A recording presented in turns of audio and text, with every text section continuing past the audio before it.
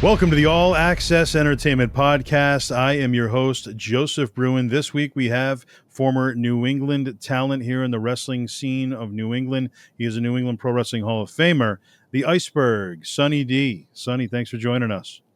Thank you, Joe. Thank you very much. Pleasure to have you here. Take a deep dive into your career and kind of let's rewind to the very beginning. You know, growing up as a kid, when did you first discover pro wrestling? Any early memories there? Yeah, that would have been back in the 3WF's day, Worldwide Wrestling Federation, when Vince McMahon, the elder, was running it. So you're looking at Haystack Calhoun, Bobo Brazil, Bruno. So I'm going to say somewhere around 71, 72 years. Nice. And at what point did you say, you know what, this might be something that I'd like to kind of give a shot at? That would have been latter 80s, early 90s, when my brother-in-law kidnapped me and had me join the NEWA. Prior to that, no way. I would have never even thought of it. So that would have been Inferno, Stacy. And let's talk about that. NEWA, New England Wrestling Alliance, you know, back in the early 90s, there weren't a ton of promotions in southern New England. Now you had, obviously, Lobster Man doing his thing, down in the beach area, of course. You had Yankee Pro Wrestling. Mm-hmm. Prior to that, they were New England Wrestling, so they were doing their thing in Massachusetts. But as far as Rhode Island goes, there wasn't really much going on. So NEWA was kind of the only show in town as far as that goes. And of course, RIWA, the sister promotion of NEWA. Came on, yes. Yep, and Rocco D'Alessandro was the man behind the magic as far as the man, steering the boat when it came to the NEWA. You mentioned Inferno. So Inferno, Stacy Lopes, he was one half of Fire and Ice. Obviously, you were the ice. He was the fire. What are your memories, first and foremost, of getting into the NEWA? How'd that first started for you? You said he was influential in making that happen. How did that whole process happen, and how did you guys become a team? Well, apparently it was always been a plan of Inferno, Stacy, to kidnap me and wanted me to be his partner. I think Dave Jackson, Reverend Dave, it was going to step away from being active in the ring, become more managerial. So Stacy had wanted me to be his partner, and so he said, "Okay, let's get you trained. I'm going to train you here on the grass at Evergreen." And so all the bumps I was taking was in the grass outside before he even brought me to NEWA. That way it would help expedite anything that he could possibly train me on prior to being in the ring itself. And what was some of the additional training that you went on to get as you were kind of going on with your career?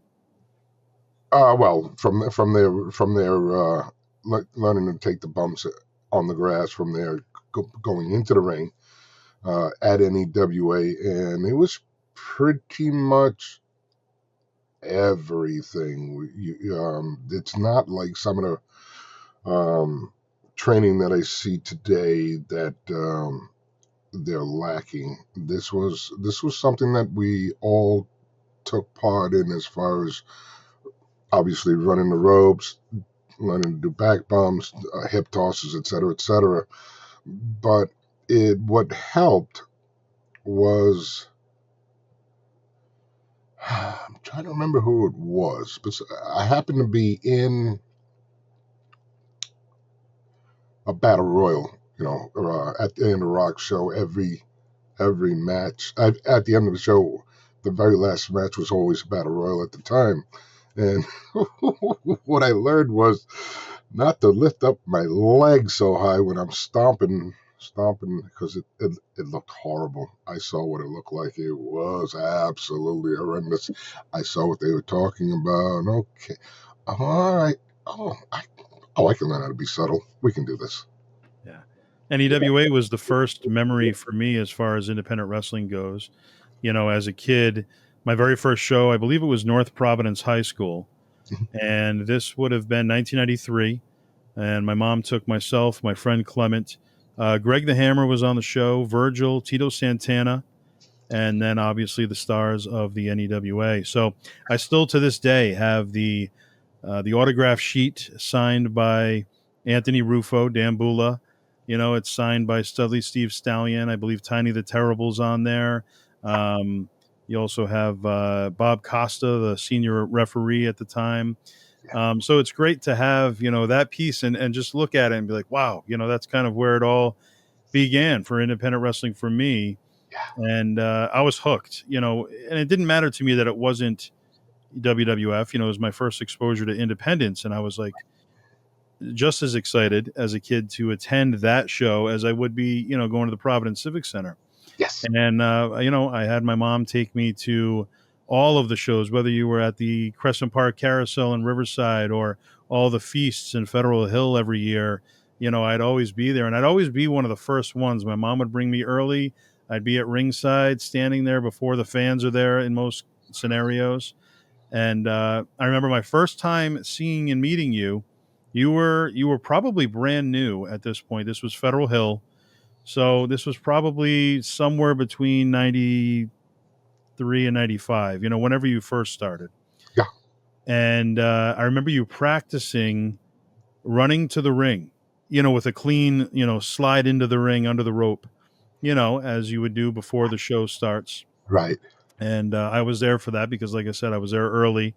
So I see you practicing that. I see some of the guys kind of getting ready. The rings being finished up, and commentators are getting ready. And I was just taking it all in, and that was a big deal for me. I remember Rex Havoc. That was he was one of my favorites, one of my personal favorites. You'd always hear him if you were there in person. He was so loud and boisterous, so you'd hear him on commentary and kind of putting down everybody. He was playing the heel, of course, and I just loved everything about Rex Havoc. So those early shows for the NEWA, are near and dear to me for sure. And that was my first exposure. So what was that like working in some of those areas? Some unique spots, Federal Hill, and you have all the outdoor exposure there, and then the carousel at Crescent Park and Riverside.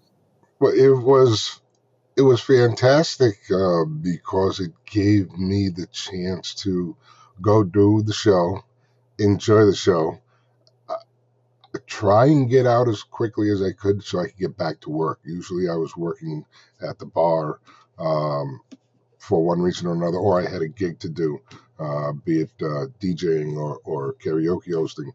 Uh, but it was fantastic. The people that I worked with were awesome. Nobody had a no. Basically, for the most part, nobody had a big head. Everybody was just down to earth. It was just a group of great guys who I enjoyed seeing all the time, especially when you had that opportunity. And it seemed as though every, excuse me, every every, it's not gig, but every show thank you, every show that we did was a learning experience. Something, okay, that's something new that I was able to learn and pick up. The nice thing about training is we had training twice a week. It was Wednesday and Saturday back then at NEWA. It started in one location for quite a while and then it moved to another location. And that was just the best thing to have it at least twice a week. So even if you couldn't do it one time a week, rather the twice a week, you were able to do it one time a week and get that opportunity. And at the end of training, you had if you wanted to stay later, you had the opportunity to try something new that you've never tried before and things like that. But it was great. It was nothing. Being as young as I was back then, and I was older. Being as young as I was back then, you you, you appreciate those moments more so now than you did back then. Yeah. Back then, you just kind of took it for granted, but now, it's like, oh, that was great. Oh, that was fantastic. Do you remember when? That type of deal. Yeah. Yeah. Let's talk about some of the big men. Some of the big guys that were involved in the early stages of NEWA. A lot of them were probably still there as you were transitioning into the company. Judge Grable, Bulldozer, the Party Man, Juan King.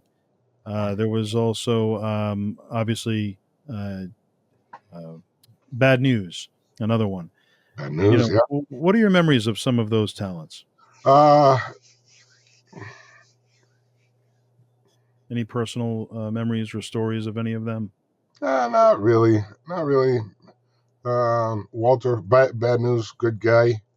Um, Bulldozer, same thing, good guy, but not much. We didn't really work with them very often, other than being in training. But because Stacy and I were tag team, we pretty much worked with the tag team type deal. Matt and Kyle, Vinny and Steve, any other tag team in space. And usually, for some reason, if we weren't tagging and we were only doing individual matches, for some reason, if Stacy couldn't make it, or I would find myself in a one-on-one against one of the guys from the tag team uh, people. So I really didn't work with the other people very often, other than training. Um, Jose was Jose was big, a big help on training. Um, but Bulldozer, no, I don't think. No, I've got no real specific memories of him. No, Juan King, same thing. No real big specific memories of him. And Uh, of course, you also had the tag team of the Headhunters. I'm not sure if they were there when you were. that's right. That's Yeah, right. We got about them. Yes. yeah, Yeah. it's another team that was there for a while. Of course, as you mentioned, Jose Perez, who, Jose was El Diablo. He was the Commando. He was East Coast Intensity. He's had a lot of looks, a lot of names over the years, and a big part of New England wrestling for sure. Then of course, you have Double A, Antonio Adams, who went on to become Altitude, and then Kevin Charisma. What are your personal memories of working with Hugo, Kevin Charisma? First of all, I got to tell you, Kevin Charisma, Huey, is just awesome, phenomenal human being. Um, we worked together not so much in NEWA. We worked more so in UCW.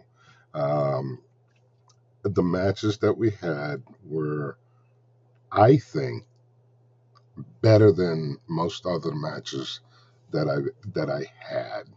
Um, I think I lost most of them. I think I lost all of them.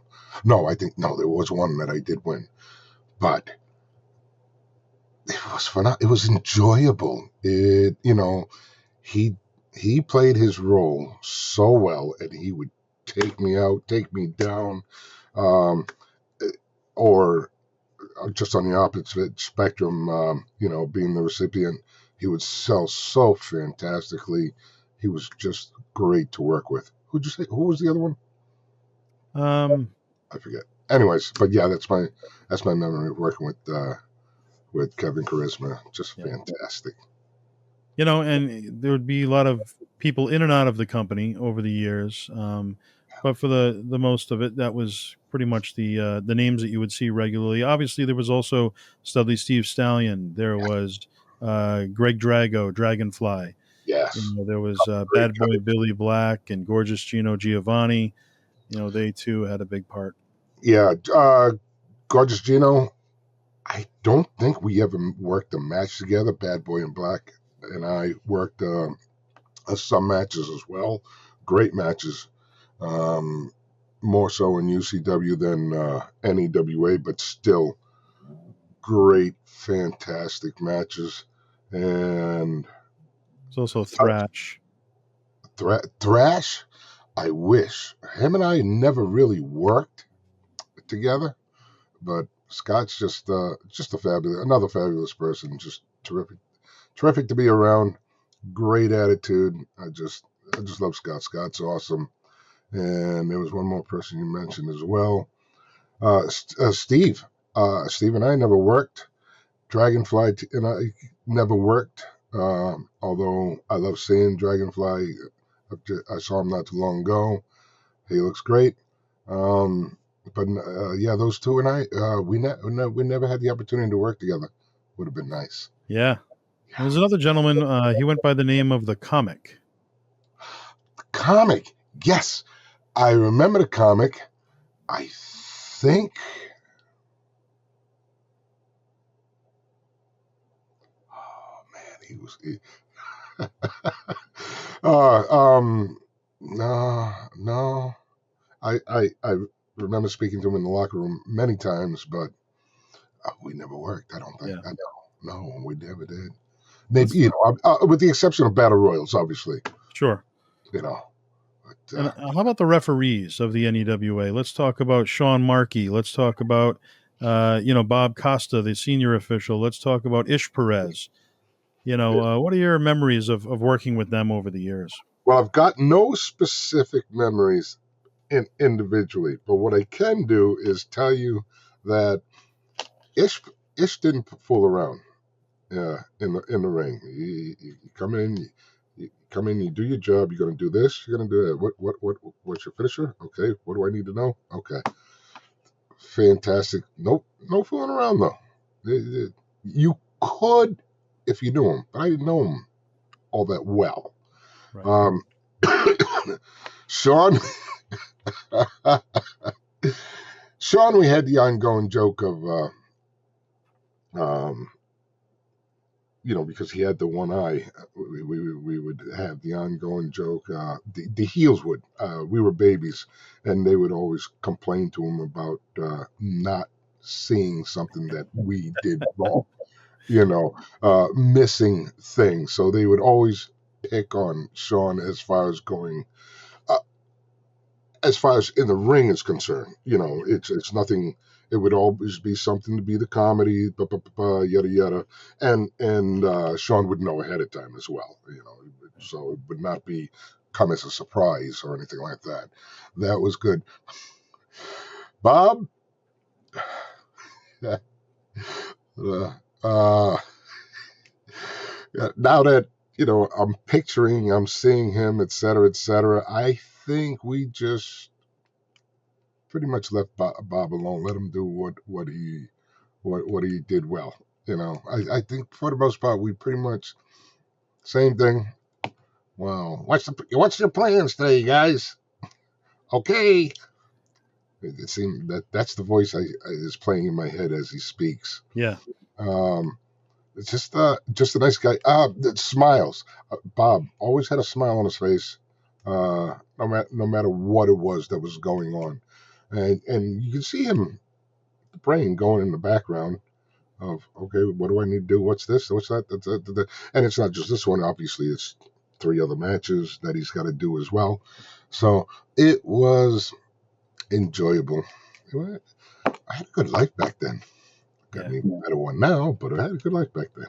Yeah, it's been good all the way through. Another gentleman, Mark Basil.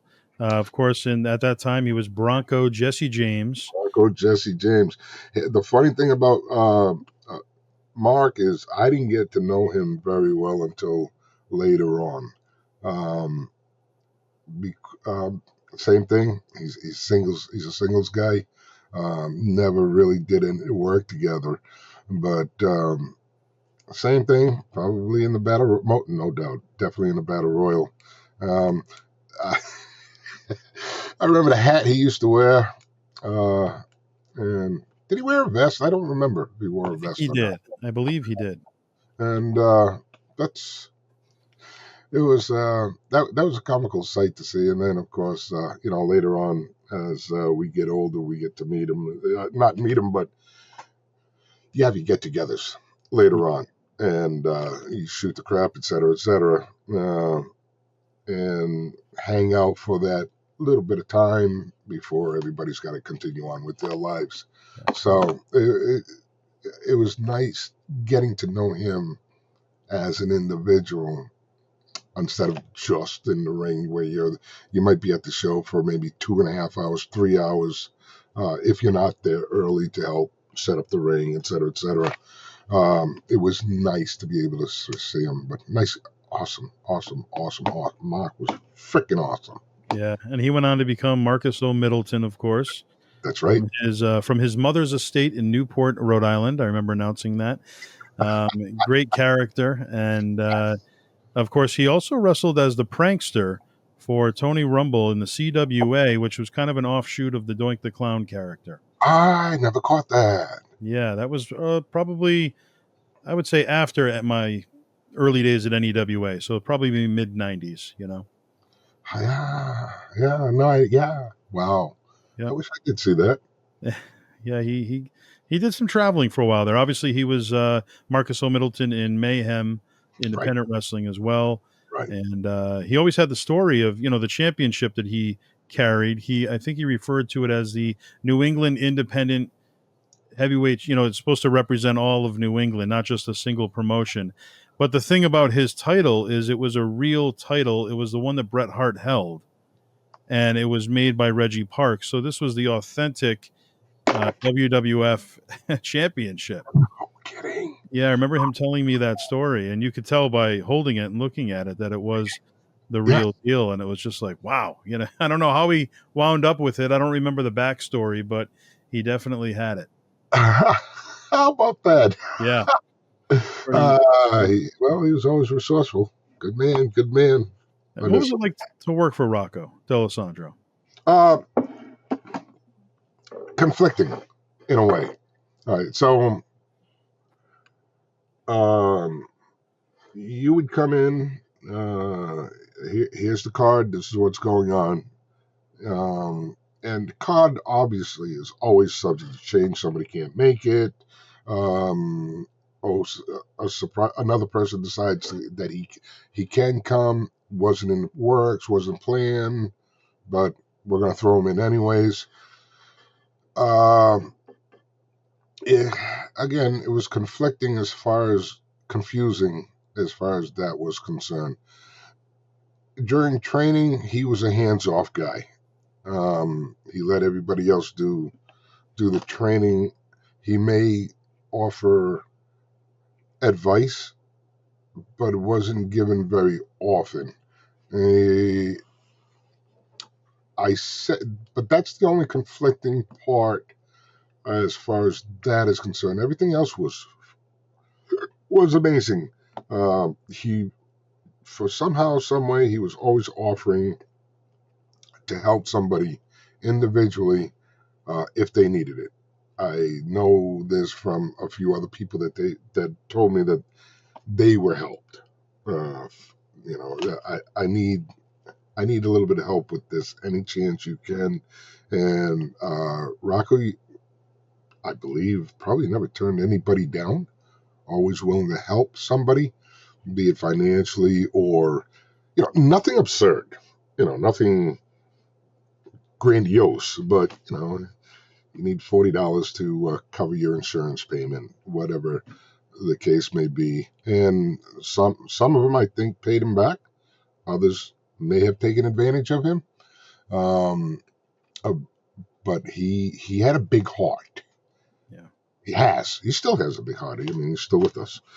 He's got a big heart, and that's what I know about Rocco for sure. Just good, easy to talk to. Never, to me, he never acted like a big shot. Always down to earth. I don't know if it was because of my age or just because of the way he is, but that's the way he was to me. Gotcha. And let's talk about Anthony Rufo. He was a big part of the NEWA, of course, initially as Dambula, went on to become Marvin the Maniac. And, as far as his time in NEWA specifically goes, what are your memories of Anthony Rufo? Initially, Yeah. Couldn't stand the son of a gun. Could not stand him. I thought he was. To me, he seemed like he was Mr. Big Shot, Mr. Call It All, Mr. Jerk, Mr. Attitude. Um, that's that was my initial thought of Mr. Anthony Rufo. And then, of course, fast forward years later, we're talking UCW now, Unified Championship Wrestling. A lot of the guys kind of moved on from the NEWA. NEWA wasn't around. Well, actually, they were kind of replacing one, for the other. So Anthony Rufo was in charge of UCW. How did you get involved in that project and become a member of UCW roster? All right, And how did you get close to Anthony? all right. Well, you know well you don't, but but the other people don't. We owned a bar down on Valley Street in Providence, and some of the guys used to stop in and have a drink, et cetera, et cetera. Well, one day I've got Anthony, Stacy, Diesel, Vinny. What do you wrestle as back then besides Draven? He was the Dream Lord. That's it, Dream Lord. Dream Lord's partner, Steve, was, do you recall? I remember when he was one half of Decolation when he was Darius, Right. but I don't remember his initial name. Yeah, and on the Nightmare. Yeah, I couldn't remember that either. So it was, yeah, those three walked into the door and said, "Oh, hey, But when Anthony walked in, I'm like, why is he coming in? So let's fast forward this. We have a meeting between the four of us, and they decided that they're going to leave NEWA and start their own UCW because they didn't like the way things were going anymore over there. I think somebody else was really starting to take over the booking, and so that was the plan. So uh, the four of us decided that okay, let's create a new federation, new independent. I said, okay, what do we want to call ourselves? We came across some letters and names, and we came across UCW. We liked UCW, so we were all in this together, starting this thing together. So let's be unified. Hence, Unified Championship Wrestling, and that's how UCW was started. The four of us together, and Anthony took the lead as the booker. Um, I would be quote unquote assistant booker, treasurer, helper, um, all the stuff that you do in the background that you normally do on top of regular talent. Uh, and of course, Anthony was also talented as well. He wasn't just a booker. So if the things were light, or if there were things in advance that he'd like to do, um, he would get in the ring and wrestle. But yeah, but the booking was all Anthony. Yeah. He's the one who contacted the people and asked them if they would like to participate. And at what point did the light change for you as far as how you perceived Anthony? That day, Okay. that day when I met him at the bar, uh, Instantly. when they all came in, yeah, it was instant. It was instant. I just by the way he was speaking, I was actually able to talk to him, see how his mannerisms and things to that effect, and like, oh, okay, dude's not a bad guy. And then, Good guy under all that makeup, right? yes, yeah, really, really, just a sweetheart, just a teddy bear. Really was a teddy bear. So you didn't know him. If you knew him, yeah, just a freaking teddy bear. Well, there were a lot of different egos and different characters in play in the early '90s there in the New England scene. So, he was probably just kind of protecting his his good his fortune because you No, know this would be no. In this particular case, it would have been at the training facility or prior to. No, I'm not. I'm no. No, my perception of him was my perception of him. I can't. I'm not gonna give him any slack for that. sure. It just you can't help how you feel, and I'm not gonna sugarcoat it. I just didn't care for him. Yeah, that's what it But, was. but to be fair, him and I never sat down and talked either. You Okay. know, I was in my world, going in, having a good show, having a great match, doing whatever, putting whoever over or them putting us over, and getting back to the bar to work or getting back to going to a gig to do something. Very rarely did I have the opportunity to hang out after a show because it's most of the shows were in the evening, Friday, Saturday evenings, be it at the school or high school or something to that effect. They were Friday, Saturday evenings, and I had to get to the bar Friday night, and because it gives at that time when I got to the bar, my mom and dad would work the bar, and by the time I get there, it gives dad a chance to go back home, take a break, breathe for a second, and then come go back to work. Uh, so that it was kind of very important that I get back to the bar as soon as possible, just to give them a break because he'd been there all day. From Right. opening all the way to I don't know. Let's say I don't get there till 9:30, 10 o'clock at night, maybe 10:30. He's there all day. 10-hour day before you get a chance to breathe. So it Not was very ideal. yeah, yeah. Let's get dad home. So some of the other commentators, let's talk commentators and announcers for the NEWA. You had Rock Joseph, you had Rex Havoc, you had Bob the Padre Cleese. Any memories of either of those three individuals? Yes. Um, they're all great fond memories as far as Bob Cleese. I didn't know very well. I didn't know very well at all. Same thing. Get in, get out, do your thing. But Rex, I always loved hearing his commentary because he could be so vicious against the babies. Yeah. Yeah.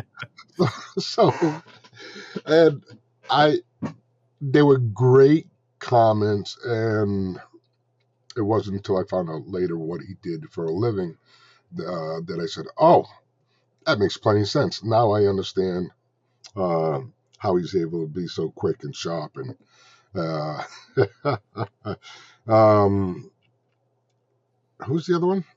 That was Bob Rex. There was one more. Rock Joseph. Oh, Rock Joseph. Rock Joseph. What a sweetheart. Um, so prior to UCW, creating UCW, Rock was just there. I didn't know what he did or anything like that, but I remember him. His girlfriend would be there, now his wife, but at the time was his girlfriend.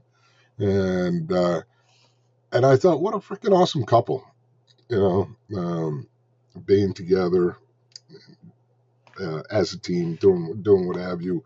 And so that was my fond memory of Rock Joseph. He never really said too much to me, other than hey, how you doing? Good. Hey, how you doing? Um, I think we spoke more at a dinner get together that we had not so long ago. I think we spoke more for about 8 minutes, casual conversation, Yeah, than we did the entire time I was at an NEWA. sure. So that's my memory.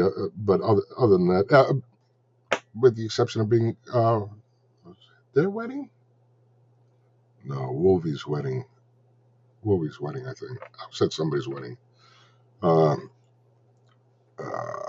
yeah, yep. That's my memory of him. And what are your memories of Wolverine and Alfredo? Well, Big here's tag the team funny in the thing. New England scene for a while. Uh, Wolverine, I I took kind of instantly back then. Now, mind you, Fredo wasn't in the mix back then. Um, I don't know when Fredo came in with the RICW, right? RAWA. Right. Um, so he wasn't there yet. However, I had met Fredo in college back in 84, 83, 83, 84, something like that. I had met Fredo then.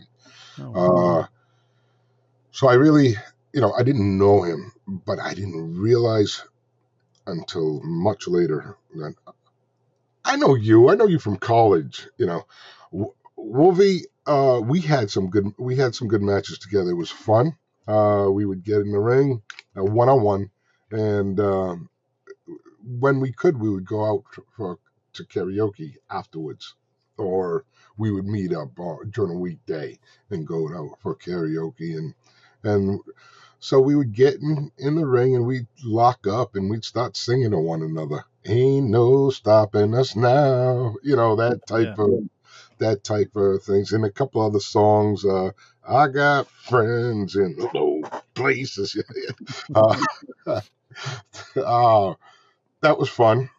Federal Hill. I do remember we wrestled there as a singles match. That happened to be the day I met Killer Kowalski. He had come down to watch the show at Federal Hill, afternoon show, and that was good. Um, Wolvie back then. Um, he's a good guy. Uh, so every now and then, if I get a chance, I'll swing by, bring him coffee. Nice. Even today. Oh, excellent. Excellent. Yeah, yeah. So now, Walter Killer Kowalski, you mentioned the Killer. What was your interaction like with Killer? It was simple, quick, and easy. How are you, sir? Nice to meet you. Thank you for everything that you did for WWF. He was surprised that I had called it WWF. Uh, I'm sure he's used to hearing prior to get the F out. Yeah. So I'm sure he was used to hearing that all the time. But I saw the instant look of the three W's. I think he was happy to hear that. Quick, how do you do? Nice to meet you. Thank you for everything you've done, and take care. Because everybody else wants to Sure. get in, and I would, you know, it's like I see you. I come up, I see you. Hey, how you doing? Good. How's things? How's so and so? Oh, you're busy. Let me let you get back to doing what you got to do. Yeah. You know what I mean? It's just that. Like when you run Fanfest. Fantastic. Yeah. Your mind is. Oh, yeah. So it's good to see you. Good. Anything you need? No? Okay. You need me? I'll be around. Okay. Go do your thing. Yeah. Yeah. It's a lot sometimes. I enjoy it thoroughly, but it is a lot. Your mind's in a million directions. You're being pulled in all different areas, and I don't know how you do it. You're it's amazing. You're amazing. Yes. Good it could job. get crazy sometimes. But I enjoy the chaos. I guess the organized chaos, as long as it's organized chaos. A bully for you because there's no way I'd be able to do it. Power to you. The two other stars that come to mind, the heartthrob Danny Kama, and of course Kid Liberty, early on in NEWA. Any memories of either of them? A hot throb and I never. Dana. You're talking about Dana? Yep. Uh, Dana and I really didn't meet it until UCW. I think we were a couple of ships in passing. as far as NEWA days. Sure. Um, so uh, I didn't know him back then. Obviously now different story. UCW on to current. Um, and I got nothing from NEWA days. Um, from UCW on now, loved him to death. It seems like he comes off with a big head, but he doesn't. It's just he's funny, he's comical, but he isn't. He truly isn't that way. It's just comical that way. Kid Liberty. Um, Other than working in the ring with him, and it wasn't very much. That would be Matt, right?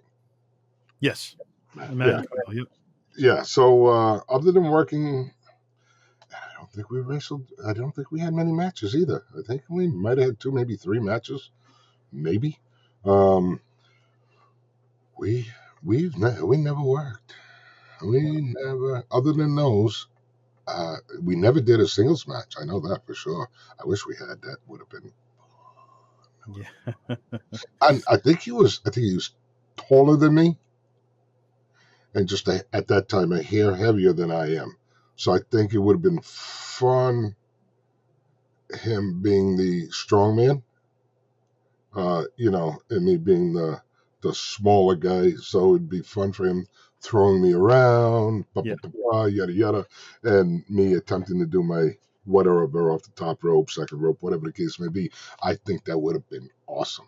Now with my twins, I think we'd be. I think I might be bigger than he is with my twins. um, and of course now he's done as well. I refused. I refused to get done.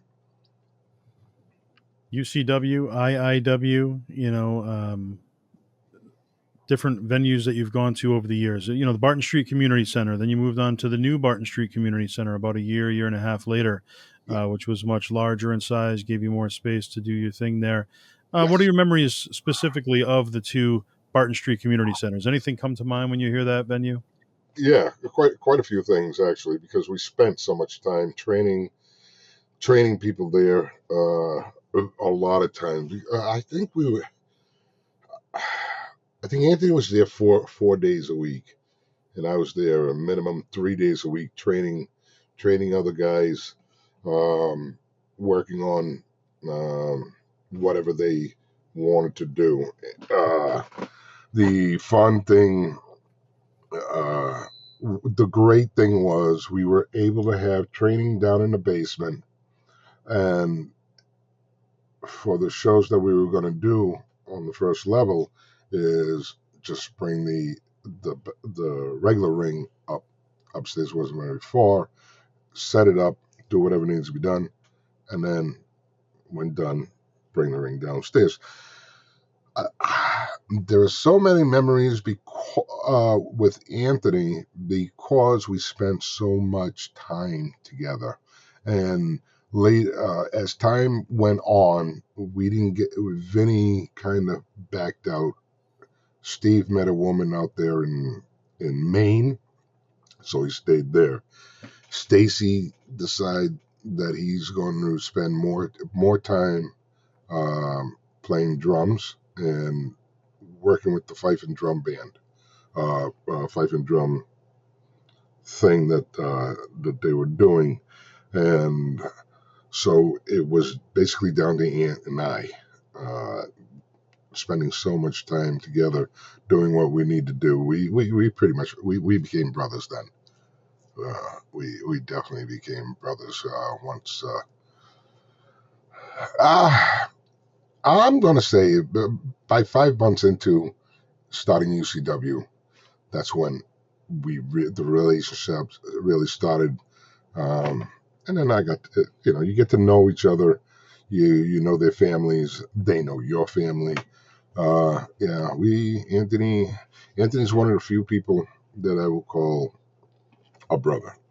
My I use that I don't use that term loosely. So you'll hear other people call each other brothers in the ring or at the training facility or whatever. Hey, brother, how you doing? Good, brother. How are you? Ba, ba, ba, ba, ba. Yeah. That is a term I use basically for my own real brother, Don, and so I call him brother. And he calls me brother. Ba, ba, ba, ba. But I call him that as a name, and he too calls me that as a name as well. But Ant is a brother that I call brother. Um, Orlando is a person I call Travis Funk is a person I call brother, and then a shipmate of mine from when I was in the Navy, um, George McInnes, he's brother. I call him a brother. I Yeah. don't call him brother. Well, that's not true either. Sometimes I'll call him a brother. But you get my meaning. Sure. You won't see me walking up to I don't know. You won't see me walking up to Bird and say, "Hey, brother, how you doing, brother?" You know, Yeah. no, These no. are one. These are a few notches above a friendship, brother.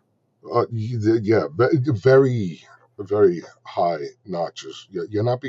I'm not calling you. I'm saying, "Hey, how you doing?" Yeah, this is my brother right here. You're not getting that status unless you've been there. You can be a good friend. You'll be a bra or brother, you know. But there's a difference between brother and bra to brother. You know, Yeah. that's my thing Another one of personally. the great managers did some wrestling as well. Let's talk about memories of Dave Jackson. He was Chain Link, of course, in the NEWA. He was the Reverend, of Yes. course, the Reverend Shane Brannigan for a while there. What are your memories of the late Dave Jackson? Uh, there was I only attended one of his parties over there, pool parties, um, uh, at his house in North Providence. I forget where the heck it was. I only attended one, but I do know they had quite a few, which was great. But what I do love about Dave is that he was such a great attitude, such positiveness. He loved wrestling to the max. Uh, I know he created NEWA, and then Rock took over somehow, some way that I do.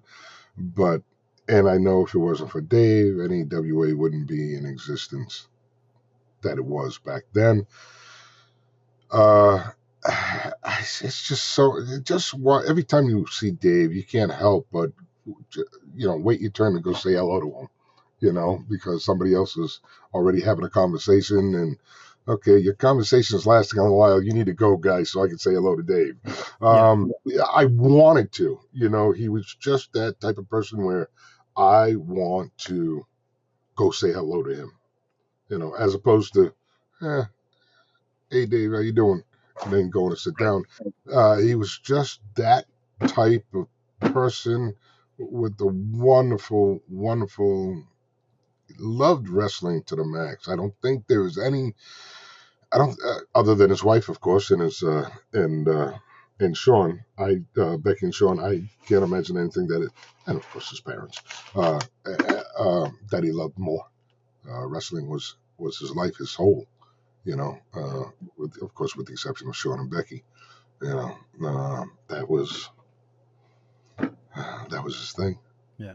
Uh, he would ask me a few questions about wrestling, what I thought about this or what I thought about that, and I would give my answer, and then he would retort with something that I never took into consideration. What about this and that and that and this? What do you? How about this? And gave me a second to think. Oh, all right. Okay.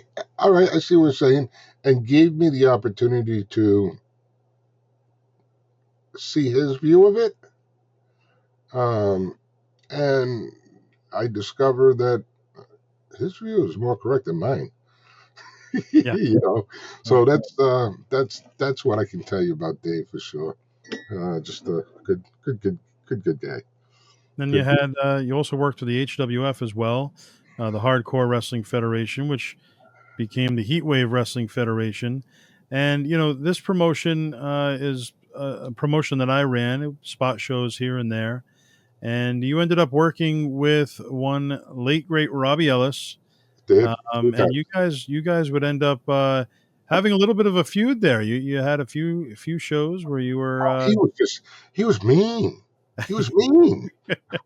I remember the battle royal where where Robbie hid under the ring there, and then ended up winning it all. And so Robbie had an awesome life. Very, you wouldn't expect a lot of the stuff that he was involved in, for him to be No, involved in. An art gallery, and he fine arts, all these wonderful pieces of artwork that he would sell to former presidents and the Clintons and Sylvester Stallone, and all these people were home purchasing. in Italy. Yeah, You know, exactly. I would have never, I would have never conceived. I would have never believed it. Yeah, You know, or as some people would like to say, who'd have thunk it? right. It was just wow, what a life, what a life, and then and the condition that he was in was phenomenal for his age at that time. My Absolutely. God, I could only dream of being in his condition at Yeah. his age. I don't recall how old he was when we worked though. I Well, don't. he was probably in his 60s there because he wrestled into his 70s and then he retired and unfortunately passed away recently. I think he was around 80. Yeah, But Robbie had a great life. He was involved in a lot of different things. Obviously, the Canvas Man was made about him, documentary series. that's right. He Working was with him was fun. It was absolutely joyous. Everything was simple, easy peasy. Um, most of the work was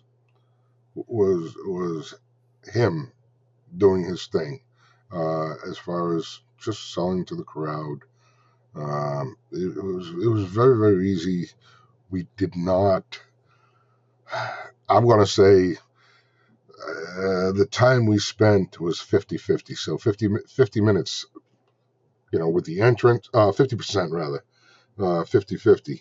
The time he spent coming out to the ring, working the crowd, the time he spent in the ring selling after he put a move on me or whatever. So that was, and that's what made it big. That's what made it work for Robbie. Being that heel, being the way he was, um, it was. You didn't get hurt with Robbie. You did not. Robbie was safe. Robbie yeah. was very very safe.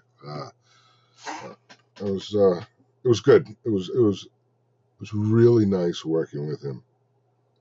Sports Illustrated legend and Hollywood superstars. He was known to be. Yeah, Robbie will definitely be And missed. it's not just Sports Illustrated saying it. Right, exactly. Yes, this is true. Yeah, so Robbie will always be remembered, and his wife Annette was always so nice over the years, and definitely look back on that time period fondly. And then moving forward, you worked for other promotions, obviously IIW, International Independent Wrestling. Anthony Rufo would go on to kind of have a second run with UCW. Obviously, it was Ultimate Championship Wrestling, Right, changed a little bit. right. And then obviously you had, championship match with the late Chief Dave Fox. Chief Dave, what are your memories of the Chief? And unfortunately, we lost him, right after he won the championship. What are some of your memories of that match specifically, if you remember? Uh, Dave, Dave was leader. Dave was a leader. Um, he's just a wonderful attitude. I did not find out until later what wonderful kids he had. Um, Working with Dave was easy, just like Robbie. Um, we would after the matches, he would come back out, and he would speak uh, to the guys in the locker room. Nice, simple, easy. It's not, hey guys, come over here and blah blah blah. He would just sit down, and people just kind of gathered around him. You know what I mean? Just gather around him. Then he'd start talking, and they would listen. Uh, I remember one time. So that night, uh, that night of his demise, we had just gotten done with our match. Uh, I put him over.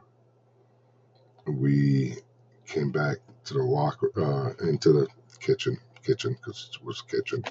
We're both sitting on the prep table, and same thing, just a group of guys, and we're thanking each other for a great match, um, and just the way the two of us were talking to the other guys, because a lot of the guys were trainees. Other guys were workers that had been around for a long time, but they were listening to what we were saying.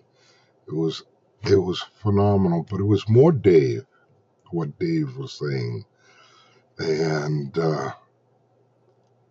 it was magic. Being around Dave at that particular time, um, yeah, yeah, he was, like I said, he was a leader. If you wanted to, if there was anybody that you'd want to go and listen to, it would be Dave. Our Chief Boss was just absolutely phenomenal. And another gentleman, another one, unfortunately, that we've lost over the years, but he was a promoter. He was a wrestler. The man who says bigger is better, Mr. Biggs. What are your memories of Mr. Biggs and his wife, Chris? Chris would often run the music. Mr. Biggs would often rent the ring to different promotions, and obviously he wrestled as well. What are your memories working with both of them? Pretty good, for the most part. Never had a complaint. Come in, do what you need to do. Biggs worked with us for a long time, and then he would use our ring is what he would use, and to do his shows. So we'd have to get there at whatever time and get it set up and ready to rock and roll, and Biggs would help. Him and Chris would both help, and of course Dan Badundy was there 99% of the time. Anytime Biggs and Chris were running the show, Dan was a big help in helping set up the ring, et cetera, et cetera. We would put on a show, have a good matches. There were a few times where he couldn't get all the workers to. He tried to get as many workers to work as possible that showed up, but there were people that showed up that weren't supposed to. Right. You try. You'll go. Maybe they can fit you in. Maybe they can't. Maybe they'll be able to throw you into a battle royal. But Chris was tough. She didn't play too.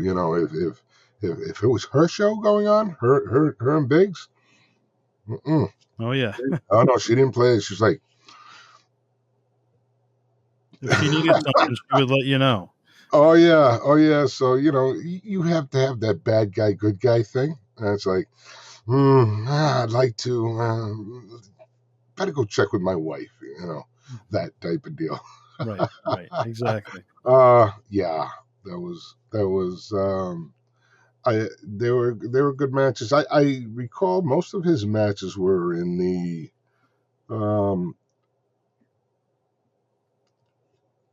Woonsocket area and that type of deal. Most of his matches, Uxbridge, that type of deal is Yep. where he do most of his shows. And it makes sense because you don't, down in the Providence, Franklin area, you've already got people that do stuff over there. Yeah. So nobody's doing Uxbridge. Right. That's work. That's that area. Yeah. North Smithfield. Let's do that. Nobody's going there, so we're not really invading anybody's territory. Yeah. I remember he often used to run at the St. John's Gym in Clinton, Massachusetts. See, I didn't know that. Yeah, that I, was another one. Clinton. Yeah, he used to run the IWA there. Yeah. And then fast forward years later, he would run the WCWA, and that would normally be out of the Legion and Seekonk. Oh yeah, that would be after me. I think I was gone by then. Yeah. Yeah, I think I had moved to Maine by then. I think this would have been after 2008, So, oh right? yes, yeah. It was. Actually, no. WCWA was 2002. 2002. Yeah, American Legion and Seacock. Yeah, Yep, he used. it wasn't you. I thought that I, was you. yeah, I ran the Seacock shows too, but he had his promotion there as well. Huh. Yeah, I remember him using Rick Fuller and Scarecrow and Widowmaker and Donnie Rotten and Yes. you know talents like that. Yeah, Good old Donnie. dangerous Donnie Rotten. Yeah. Widowmaker, another. Good guy. Obviously, Chris Blackheart. He was around then on those shows. Yes. When you transitioned from NEWA to UCW, we kind of saw a whole other breed of talent that we didn't see in NEWA. So, you saw Dr. Heresy and TJ Richter, and you saw Don Juan DeSanto and the Vertebreaker, Great. old school Derek Destiny, another one. What was it like working with some of those guys? Fantastic. Absolutely fantastic. Great attitudes every single time. Derek Destiny, the huge smile. I mean, just happy to see you. Don Juan, Derek Destiny, both individually and tag team, were phenomenal. I did get to work with Dr. Heresy. I don't recall working Don Juan, but the time, of course, being one of the co-owners of UCW, you get to spend more time with them. You get to talk with them, as opposed to NEWA, when I would just go up, do my match. What match am I on? Okay. I never complained about what match I was on.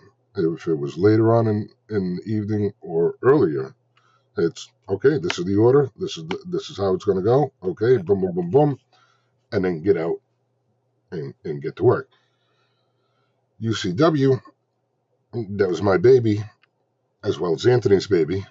So uh, I got to meet a whole bunch of people, great guys.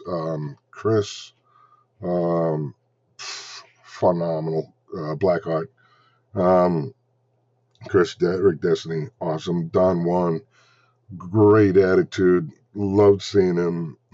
Always positive. Derek Destiny, same thing. I'm sorry, Dr. Heresy, same thing.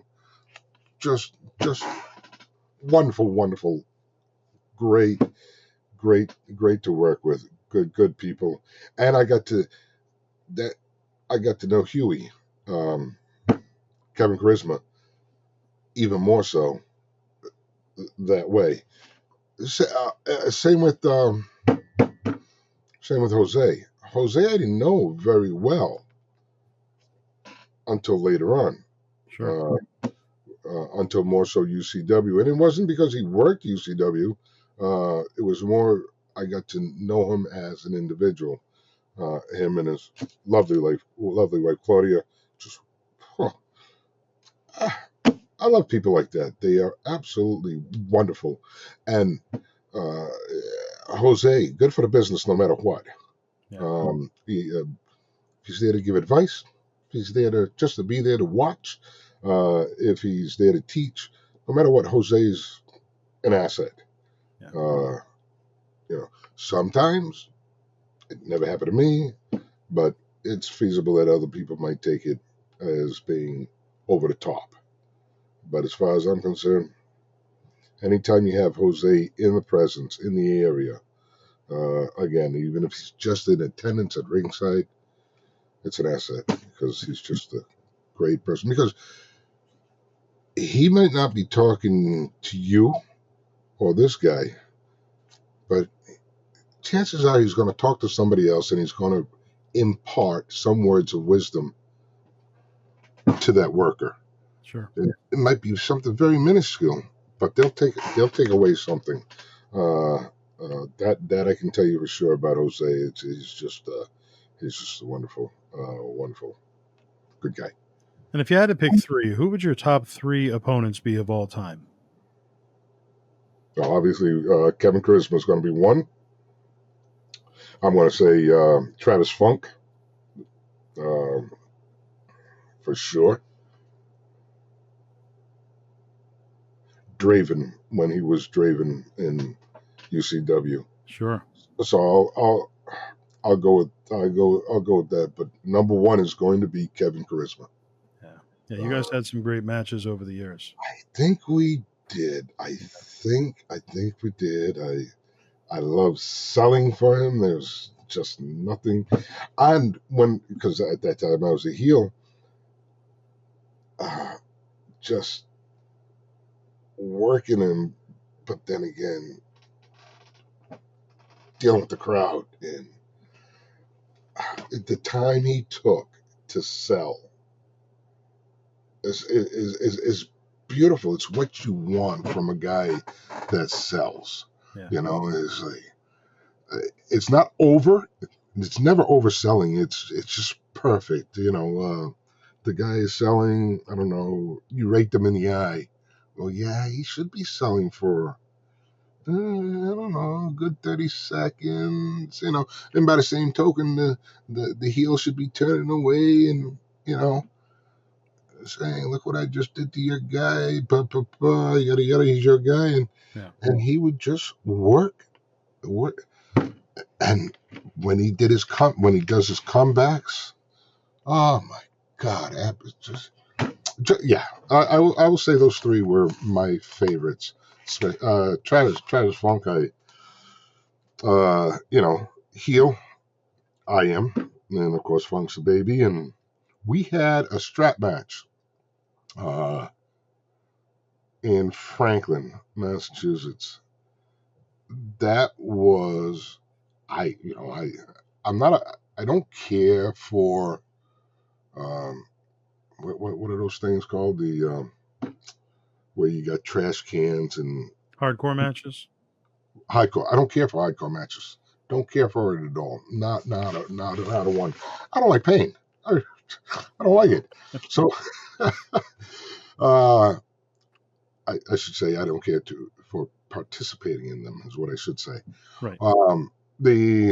But my goodness, what a great match we had. Him and I on I feel as though that was amazing. And then we had matches down in New Bedford. Him and I, those were. And you would go on to be tag team partners, obviously. He's one of your top three opponents you mentioned, but of course together, the Silver Stallions. Tell us specifically about that run as the Silver Stallions and what it was like. Working with him on that level. This time you're together. Well, the nice thing about working with him was we knew each other personally because we worked. He asked me to work with him on doing different jobs. Sure. And then after that, he asked. Oh no, it was Anthony. Anthony said, "Okay, you're going back to being a baby."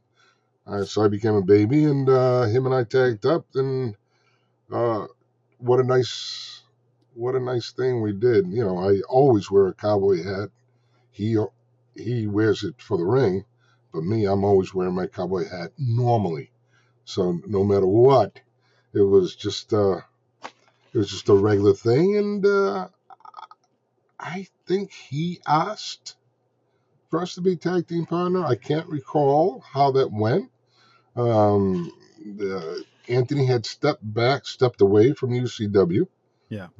and so it was more Orlando, myself, and Gary. Gary was also helping. Gary Gold was helping with booking shows, and so yes. So no, this was more of an Orlando's idea, Travis Funk's idea to become tag team partner. That's what it was, and yeah, yeah. Gary Gold and I had some good feuds, good matches as well. I made him bleed. Right. Yep. I should say he bled. I don't know. I have no idea how. I have no idea how he hit that ring, but I asked him if he was all right. He said, "Yeah." You want me to work the blood? Do it, brother. Okay. So I took the bloods, put it on me, rub it all over his face, chop him in the back, so make sure the blood gets in there. Same in the front, because the sweat, the Yeah. sweat adds the redness. Rub some more of that blood.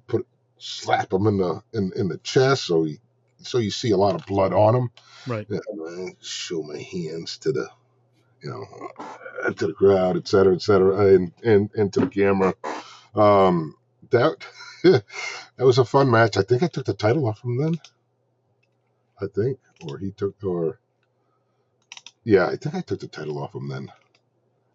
I can't recall, Yeah.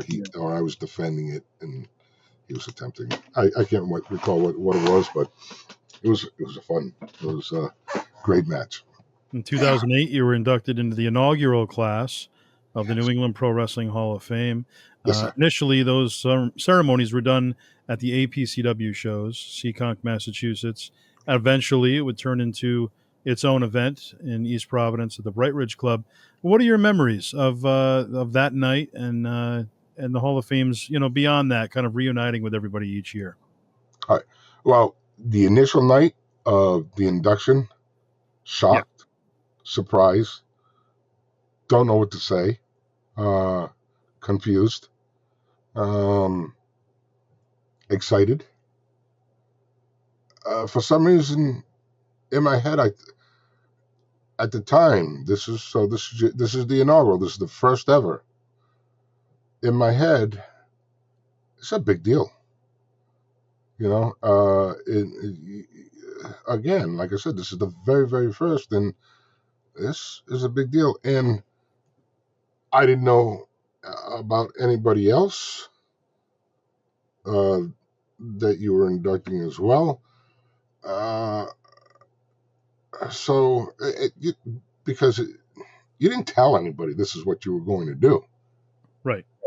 This was all like, oh wow, this is exciting. This is cool. Wait, oh, somebody else is coming. Oh, Yeah. why? Why am I going out to the ring? Okay, all right, okay. That's right. Yes. Yep. Uh, so that was exciting, confusing, but exhilarating. And like I said, in my head, I knew for some reason it was a big deal. Fast forward it to the next one you had. That was the one Dave was inducted, right? Chief Fox. Um, Actually, yes, yeah, same venue though. It was still part of APCW at that time. Okay. So, all right. So the next time, I I thought to myself, well, I know what this is all about. Oh, this is great. I love it. Oh yeah, heck yeah. Oh yeah. Deserved. Who's that? Oh, never met him. It's that type of deal. Yeah. And then I get to meet him. Whoever that person was, I can't tell you now. Um, and then each one that occurs afterwards, it's exciting. It's great to watch. It's great to talk. You get to talk to people, um, and the get together of everybody else that's already uh, in the Hall of Fame prior, the years prior. You get to see them. You get to it's a reunion. You Yeah. know, Yeah. uh, I look forward to that so much because of just saying howdy. I get to see you, but there are a good example is what's his name, lawyer, California. Help me. Who's the lawyer in California? Ebony Blade. Thank you. A couple of years ago, Ebony was able to make it. I was so excited because we'll chat every now and then on the book, but I got to see him. How you don't get to see these people because Right. they have their own lives doing whatever things of the such. So just to be able to see these people that you've worked with in the past, Ebony is another great guy to work with. It's just, yeah, my God, I can't tell you the excitement that I get when during the reunion shows. It's such a big deal. Yeah. It's so huge. I like to bring together different generations, different eras. You get to see everybody come together, and for one special night, I always enjoy doing the red carpet ceremony. And And meet them right, because some of these people you've never met, or rather, I've never met. So it gives me the opportunity to meet them, uh, whether I knew them from before, let's say, I don't know, maybe television, what have you. But I never got a chance to meet them. Now I've been able to meet them in person, or even a local independent guy. yeah, You know, I've never met them before. I never seen them work before. could be promotions you didn't work for or you didn't cross paths. Exactly. Yeah, But I get the opportunity to meet them, say hello to them, shoot the crap with them, pique their brains, you know, or they may do the same with me. Uh, and yeah, and it's nice. yeah, yeah, Yeah. without a doubt. Now, fast forwarding many years from now, in closing, what's your legacy? What do you want to be remembered for?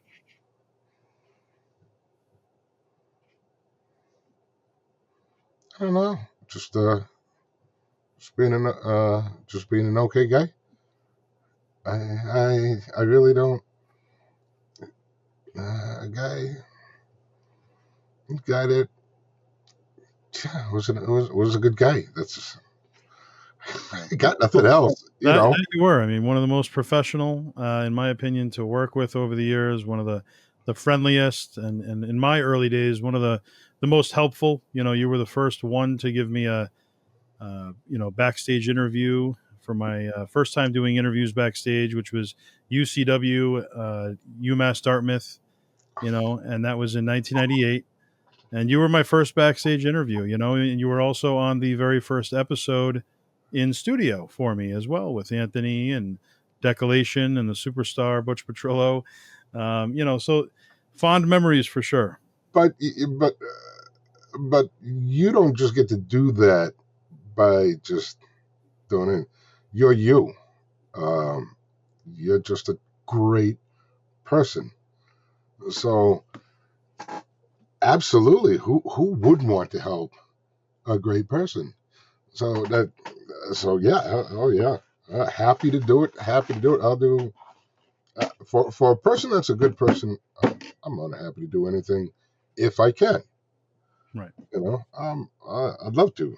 I'd love to. So you can chalk that up to you being who you are, being a good man. I appreciate it, Sonny. You've always been a I great say friend over back the then, or should I say back then, a good lad, because you hadn't yet become the man that you were to become, and will Yes. continue Yeah. to become. That first episode, I was 16. See, So yeah, yeah, you're good. You're a good lad. Yeah, pretty good crazy. lad. But well, Sonny, thank you so much for joining us here.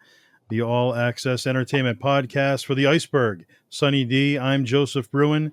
This has been the All Access Entertainment Podcast. Don't forget to like, subscribe, and we will see you guys next time. Sonny, thank you again. Thank you, Joe.